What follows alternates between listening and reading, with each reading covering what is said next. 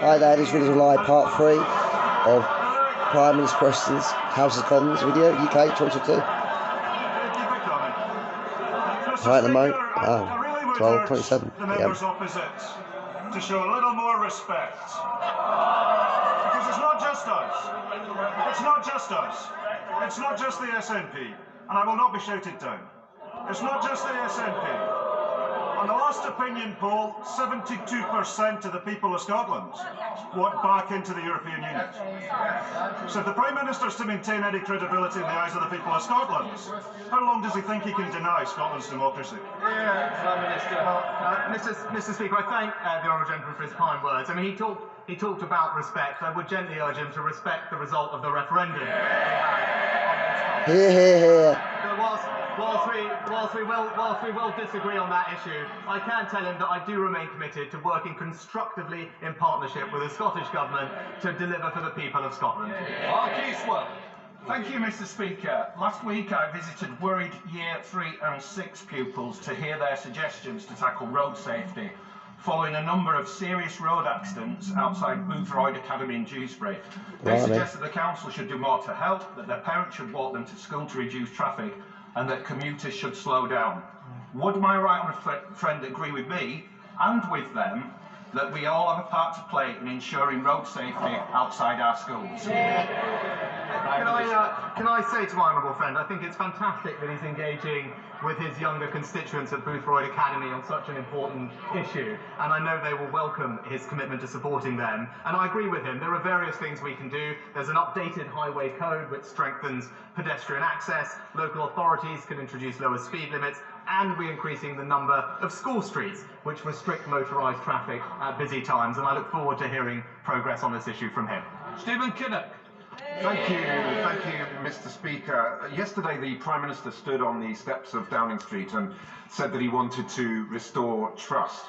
Yet in the past 24 hours, we've seen that he's prepared to shamelessly swap red boxes for political support. And there are real serious consequences to all this horse trading. So I'd like him to be clear on this point. Did he seek or receive any advice on security concerns about the Right Honourable Member for South Staffordshire before his appointment to the government yesterday, given that he was sacked in 2019 for leaking sensitive information relating to our national security? Well, Mr. Speaker, he's talking about events that happened 4 years ago, and he's right that he raised the topic of national security, because members opposite 4 years ago were busily supporting the member for Islington North, who wanted to abolish the nuclear deterrent, who wanted to leave NATO, and who wanted to scrap our armed forces. We won't take any lectures on national security, Mr. Speaker. Thank you, Mr. Speaker. I sincerely congratulate my right honourable friend and wish him every success. Over 3 years ago, my constituent Harry Dunn was killed in a tragic road accident. Was he? And I'd like to ask my right honourable friend to join me in congratulating Harry Dunn's family for the incredible campaign they've run for over 3 years, with huge support from all colleagues. Oh yeah, he was, wasn't he? On finally achieving justice for Harry. Well, I pay tribute to my honourable friend for her role, and indeed the former Foreign Secretary as well, and indeed colleagues from all over the House for the part they've played in bringing about this outcome. My thoughts are obviously with the family, and I join in her sentiments that this is very welcome. Oh, it sure is. Thank you, Mr. Speaker. West Hertfordshire Hospital Trust in my area is still hoping to receive funds from the new hospitals programme, the same programme that is supposed to deliver the government's so-called 40 new hospitals. There's been a lot of speculation that the new Prime Minister and his Chancellor might seek to cut infrastructure projects. So can the Prime Minister confirm to me that my local hospital trust, as well as all of the other local hospital trusts that are set to benefit from the new hospitals programme, will in fact get that money? Yes or no?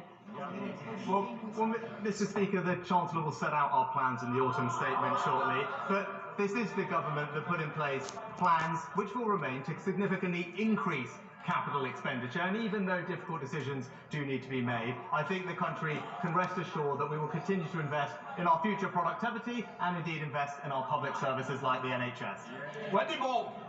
Mr. Speaker, in my Aldridge Brown Hills constituency, constituency, we're at risk of 8,000 new homes being dumped in the constituency. Will my right honourable friend use the opportunity of this Prime Minister's question to reaffirm the government's commitment to protecting the green belt and to adopting a really rigorous brownfield first policy?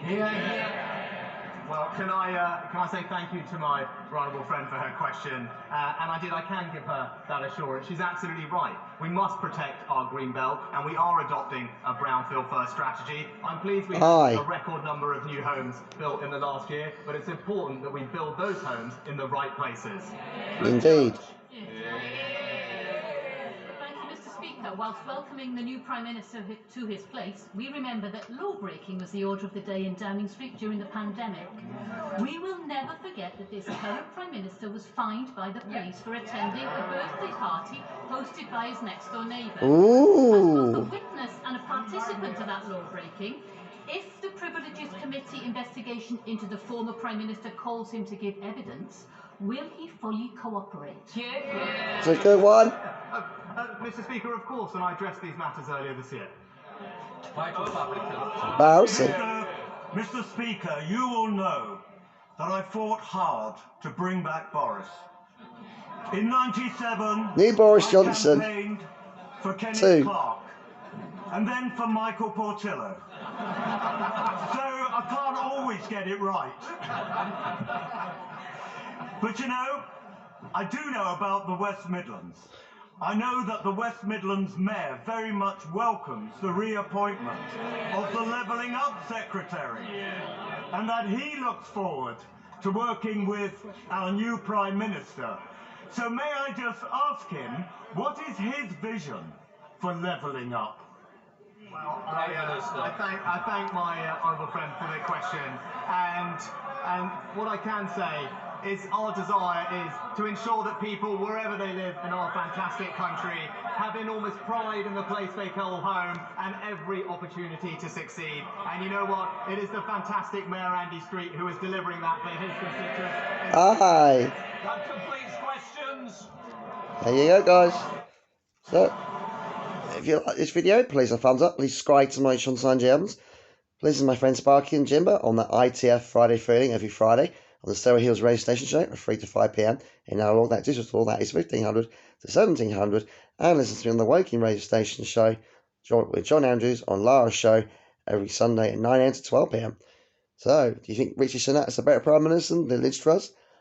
I think he's better than her. I think it's a better, and I think there's a better chance in staying in power until next year at least, if we're lucky. That's just my opinion. Whatever your opinion is, just let me know what you think. Thanks for watching the video. Please subscribe to my Sunshine Gems. That's the end of Prime Minister's questions. Bye everyone. I'll be happy. Better future way, maybe.